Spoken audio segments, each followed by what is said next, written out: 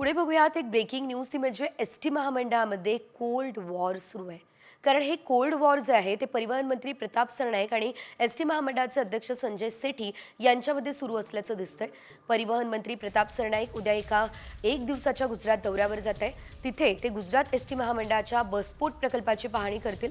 त्यांच्यासोबत एसटीचे अधिकारी आणि कर्मचारी असतील। मात्र परिवहन मंत्र्यांच्या गुजरात दौऱ्याकडे एसटी महामंडळाचे अध्यक्ष संजय सेठी यांनी पाठ फिरवली असल्याचं बघायला मिळत आहे।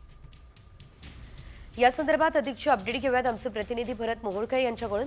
भरत, आपण पाहतोय एसटी महामंडळात नेमकं चाललंय तरी काय असा प्रश्न उपस्थित करणारी ही घटना, मंत्री आणि अध्यक्ष यांच्यामध्येच कोल्ड वॉर का, नेमकं कारण काय?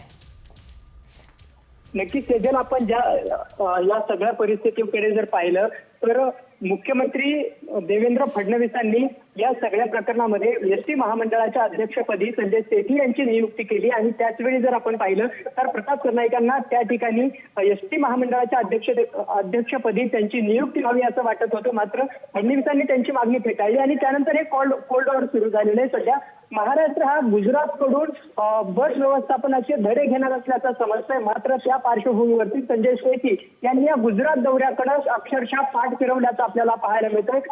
प्रताप सरनाईक यांच्यासोबत एसटी महामंडळाचे उपाध्यक्ष आणि इतर अधिकारी असणार आहेत। मात्र यामध्ये सगळ्यात महत्त्वाची गोष्ट म्हणजे जे अध्यक्ष आहेत एसटी महामंडळाचे संजय सेठी हे मात्र या दौऱ्यात नसणार आहेत। उद्या प्रताप सरनाईक हे गुजरात दौऱ्यावर जाऊन बसपोर्टची पाहणी करणार आहेत आणि त्यानुसार महाराष्ट्रामध्ये त्याची अंमलबजावणी करण्याची शक्यता सुद्धा वर्तवण्यात येते।